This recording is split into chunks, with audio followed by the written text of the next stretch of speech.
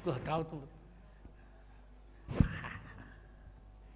Today I'm very glad to meet you. It's my pleasure, महाराज जी।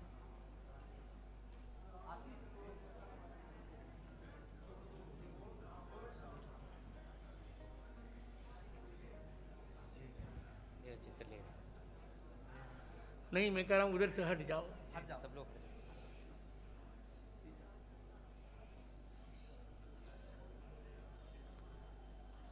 तुम अभिनय करते थे, 3 बंद आंखों से मुझे राम जी का स्वरूप दिखता था। बहुत कृपा आपकी, बहुत बहुत बहुत कृपा आपकी।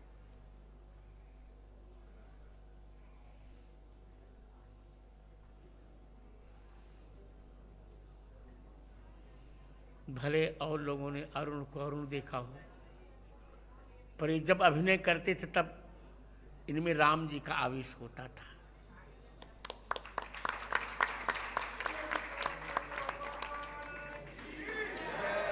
और इनको भी लगा होगा कि रामत्व, जब तक भारत में राम सापेक्ष राष्ट्रवाद नहीं होगा तब तक भारत के कल्याण की कल्पना नहीं की जा सकती। सत्य वचन, सत्य वचन। यदि कोई संवाद कंठस्थ हो राम जी का तो मैं दूंगा ही, कंठस्थ हो तो। जी जरूर। अच्छा, मैं दे रहा। जैसी आपकी मैं अपने वक्तव्य में ही अरुण गोविल को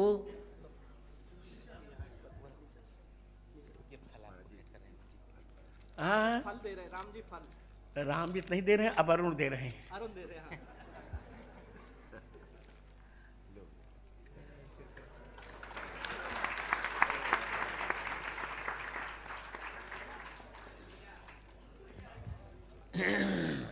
अरुण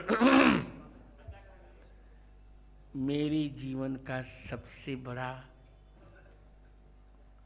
लक्ष्य रहा है राघव। 5 वर्ष की अवस्था में मैंने जन्म के 2 महीने बाद अपने नेत्रों को मैंने विदा किया था। 5 वर्ष की अवस्था में पूरी गीता कंठस्थ की और 7 वर्ष की अवस्था में पूरे रामचरितमानस को कंठस्थ किया। और संसार की सारी तीनों ईषणाएं मेरे मन में नहीं रही। कुछ नहीं, न कोई चमत्कारी बनना, न बाबा बनना, सब कुछ हो चुका। न पैसा चाहिए, तो केवल में केवल अर्थ चाहिए, न धर्म काम चाहिए। कौशल्या कुमार मुझे राम चाहिए। मैं अरुण को हम माइक दे रहा हूं। राम जी का एक जो सीरियल में प्रसारित हुआ था, वह कोई एक परिसंवाद, मैं डायलॉग्स नहीं कहूंगा, परिसंवाद सुनाने के लिए। आप लोग बैठ जाइए, फिर मैं उपसंहार करूंगा, फिर तब आरती होगी।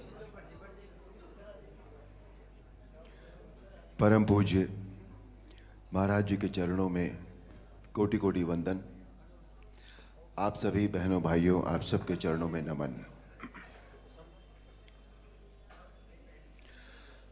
आज मेरी बरसों की इच्छा पूरी हुई है, महाराज जी के दर्शन करके, उनका आशीर्वाद प्राप्त करके।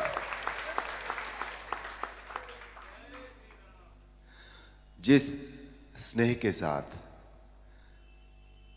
उन्होंने मुझे अपने गले लगाया और उसमें जो भाव था, जो मुझे महसूस हुआ, वो या तो मां लगाती थी या महाराज जी ने लगाया है।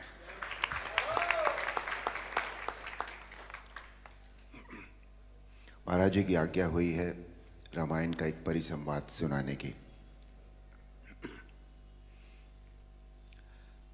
एक प्रसंग है जो हमारी रामायण थी उसमें, कि रावण जब पहली बार भगवान राम के सामने युद्ध क्षेत्र में आते हैं, तो उनका सामना सभी से होता है। पहले हनुमान से भी होता है, सुग्रीव से भी होता है, सभी लोगों से होता है, पर कोई भी रावण को कुछ कर नहीं सका था क्योंकि इतने वरदान थे उनके पास। पर संध्या होते होते जब वो भगवान राम के सामने जा पहुंचे तो भगवान राम ने उनके रथ का पहिया, उनकी ध्वजा रथ की, उनकी खड़क, सभी कुछ तहस नहस कर दिया। और एक पल ऐसा आया जब सदैव रथ पर चलने वाला रावण धरती पर खड़ा था। और तब भगवान राम ने उनसे जो कहा वो प्रस्तुत है। वाह रावण वाह, भगवान शिव के त्रिशूल की भांति प्रचंड वायुपुत्र हनुमान की मुष्टिका का प्रहार तुमने सह लिया। तुम सचमुच परम शक्तिशाली हो, परंतु कितने दुख की बात है कि तुमने अपनी ये शक्ति अधर्म के कार्यों में लगा दी और इस दुर्दशा को पहुंच गए। रावण, भक्त और ज्ञानी में अंतर होता है। भक्त चाहे मूर्ख हो परंतु हृदय का सच्चा और मन का सरल होता है, परंतु ज्ञानी तुम जैसा दुष्ट भी हो सकता है, जिसे स्वर्ण लंका के राज सिंहासन पर बैठकर भी जीवन की अपूर्णता का कांटा चुभ रहा है। तुम्हारे जीवन में इस समय अशांति, चिंता और तड़प के अतिरिक्त और कुछ भी नहीं है। तुम्हारे जैसे हर दुराचारी को एक समय इस बात का आभास हो जाता है कि उसका अंत समय निकट आ गया है, और तब वो एक घायल सांप की भांति अपनी सुरक्षा के बिल ढूंढता फिरता है, लेकिन उसे कहीं सुरक्षा नहीं मिलती। वही अवस्था इस समय तुम्हारी है। तुम्हारे पाप कर्मों के विष के प्रभाव ने तुम्हारे मन की शांति को जला दिया है, और तुम उस पाप के विषैले कांटे की चुभन को छुपाने के लिए ऊंची ऊंची आवाज में बड़ी बड़ी डींगे मार रहे हो, जिन्हें तुम्हारा अपना मन भी सच नहीं मानता। रावण, इसी का नाम है दुर्दशा। रावण, युद्ध जीतने के लिए धर्म और आध्यात्मिक शक्ति की आवश्यकता होती है। पाश्विक बल और अस्त्र शस्त्रों की गिनती से युद्ध नहीं जीते जाते। तुमने एक समय लक्ष्मण से कहा था कि तुम्हारे यहां कोई नीति, न धर्म की नीति होती है न युद्ध की नीति होती है, परंतु हमारे यहां युद्ध का भी एक धर्म होता है। हम निहत्थे शस्त्रहीन शत्रु पर कभी वार नहीं करते। यह है रघुवंशों की वीरता। तुम इस समय अपमानित अवस्था में, शस्त्रहीन अवस्था में केवल शत्रु की दया के कारण जीवित हो। इसी का नाम है दुर्दशा। अब जाओ, कल फिर शस्त्र लेकर आना, और अगले दिन हम सब जानते हैं, आप सब जानते हैं, अन्याय पर न्याय की जीत हुई, अधर्म पर धर्म की जीत हुई, अनीति पर नीति की जीत हुई और असत्य पर सत्य की जीत हुई। बोल सियापति रामचंद्र की जय। महाराज जी, आज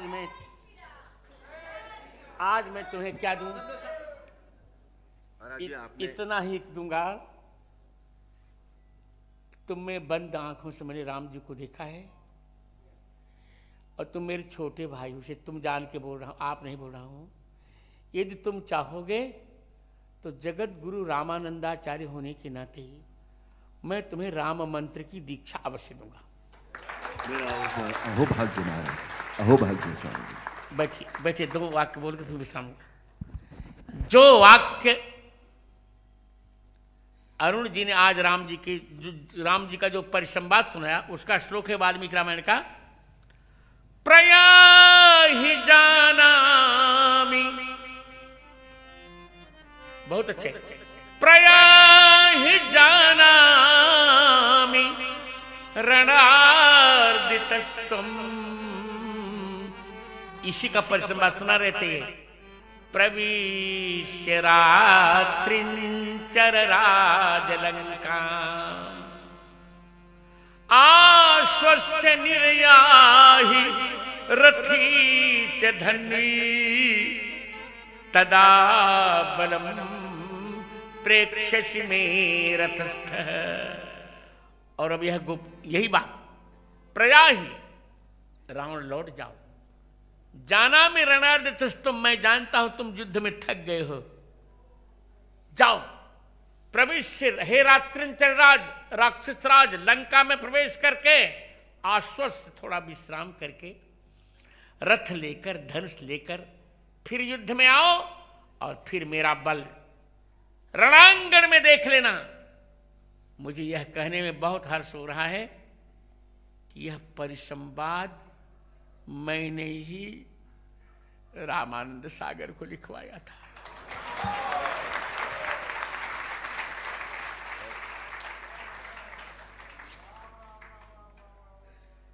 तो अब चलते हैं।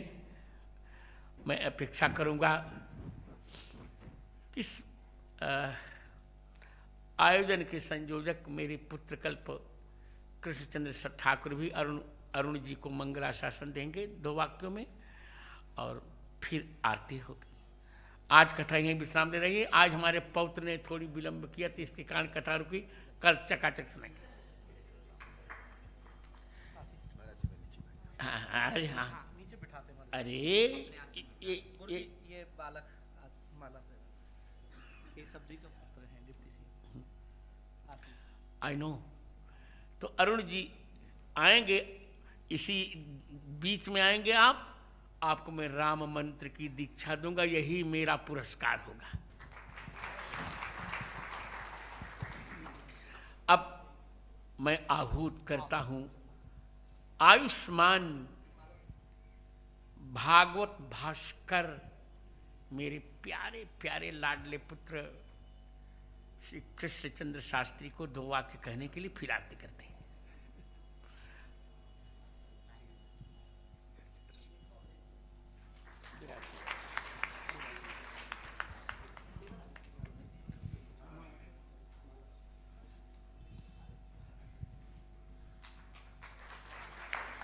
वसुदेव सुतं देवं कंसचाणूरमर्दनं देवकी परमानंदं कृष्णं वंदे जगद्गुरुं। अज्ञानतिमिरान्धस्य ज्ञानाञ्जनशलाकया चक्षुरुन्मीलितं येन तस्मै श्रीगुरवे नमः। और मुझे स्मरण है रामायण सीरियल जब चल रहा था, महाराज श्री उस समय 2 समय कथा होती थी हम लोगों की। जी। 9 से 12, 3 से 6। मेरी भी वही होती थी। हाँ जी। दिल्ली के लाल किला मैदान में दास की कथा चल रही थी, तो बोले भाई कल तो रामायण आएगी, तो सुबह 9 बजे तो कोई श्रोता आएगा ही नहीं। अब उन दिनों इतने मोबाइल और ये सब मोबाइल तो चालू नहीं हुए थे, तो रामकृष्ण सेवा संस्थान जिसने वो कार्यक्रम आयोजित किया था, लाखों लोग आते थे कथा श्रवण करने, तो उन्होंने कहा कि महाराज जी कल रामायण आएगी सवेरे, और रामायण जब आती है तब तो बाजार में कर्फ्यू लग जाता है। तो विचार विनिमय हुआ कि हम लोग बड़ी स्क्रीन लगा देते हैं कथा में ही, और लोगों से कहेंगे देखो, उस समय टीवी भी उतने ज्यादा नहीं थे जितने अब हैं, तो बोल दिए भाई हम लोग यहाँ बड़ी स्क्रीन लगेगी और स्क्रीन पर आप रामायण जी का दर्शन, रामचरितमानस सीरियल को देखेंगे। तो महाराज जी रोज से दुगनी भीड़ आ गई, क्यों बड़े पर्दे पर देखना था, और हम लोग भी आकर सब आनंदित हो रहे थे, देख रहे थे। तो रामायण सीरियल में जिन्होंने आदर्श भगवान राम की भूमिका को अभिनीत किया, ऐसे हमारे श्री अरुण गोविल जी यहाँ पधारे हैं। मैं कृष्ण प्रेम संस्थान, भक्ति पथ सेवा ट्रस्ट और कृष्ण प्रेम संस्थान परिवार, परिकर, प्रियजन, परिजन और संपूर्ण उपाध्याय परिवार की ओर से भी श्रीमान अरुण गोविल जी का बहुत बहुत अभिनंदन। इंद्रेश आएंगे, माल्यार्पण करेंगे। बहुत बहुत अभिनंदन और बहुत बहुत शुभकामना देता हूँ। और पूज्य महाराज श्री ने अभी बताया, श्री अरुण गोविल जी ने जो परिसंवाद हम लोगों को श्रवण कराया, वो पूज्य महाराज श्री ने। महाराज जी उसके बाद कई सीरियल वैसे भी आए, तब इतने अच्छे नहीं आए, लेकिन रामायण जी में जिस मर्यादा का,